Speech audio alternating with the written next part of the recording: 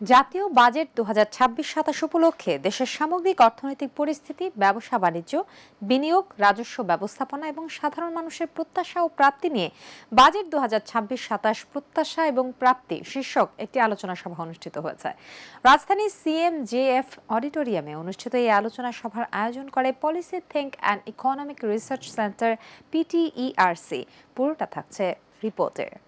Policy think and economic research centre PTIRC আয়োজিত budget 2026-27 প্রত্যাশা এবং প্রাপ্তি শীর্ষক একটি আলোচনা সভা রাজধানী CMJF অডিটোরিয়ামে অনুষ্ঠিত হয়েছে।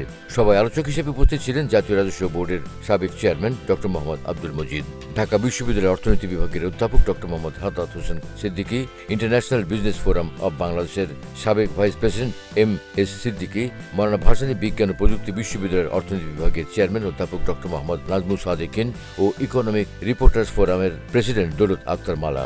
আলোচনা সভায় সভাপতিত্ব করেন PTIRC'র চেয়ারম্যান মোহাম্মদ মাজেদুল হক।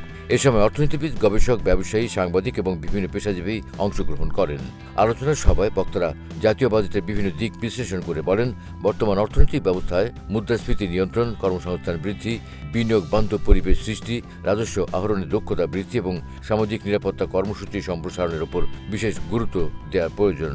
সভায় অংশগ্রহণকারীরা বাজেটের বিভিন্ন ইতিবাচক দিক তুলে ধরার পাশাপাশি কিছু চ্যালেঞ্জ ও করণীয় বিষয়ে মতামত প্রদান করেন। যে ব্যয়ের ক্ষেত্রে যদি স্বচ্ছতা, জবাবদিহিতা এগুলো যদি নিশ্চিত করা যায়, তাহলেই আমার কিন্তু ব্যয়ের বাজেট কমিয়ে আসবে।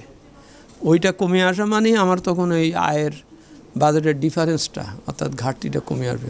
এবারে যে বাজেটটা দেওয়া হলো এটা জনগণের প্রত্যাশা পূরণ করারই বাজেট, এটা নিয়ে কোনো সন্দেহ নাই এবং সরকারের যে উদ্দেশ্য অনেক ভালো। কিন্তু প্রশ্ন হলো, চ্যালেঞ্জ হলো, আমরা ইমোশনালি অনেক খাত বাড়িয়েছি, ব্যয়ের আওতা বাড়িয়েছি, কিন্তু আমাদের আয়ের খাত আমরা বাড়াতে পারবো কিনা সেটা নিয়ে একটা চ্যালেঞ্জ আছে। আর বাংলাদেশে যেটা হয়েছে, বাংলাদেশের রাজস্ব আহরণটা বিগ পুশ দিয়ে বাংলাদেশের অর্থনীতি থেকে রাজস্ব আহরণ বাড়বে না।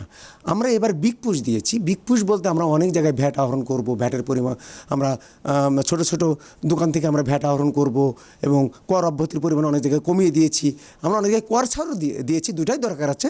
কিন্তু আমাদের চ্যালেঞ্জটা হলো যে সরকারের যে রাজস্ব আহরণ, যে 6,04,000 কোটি টাকা জাতীয় রাজস্ব বোর্ড আদায় করতে পারবে কিনা, এটা একটা চ্যালেঞ্জ।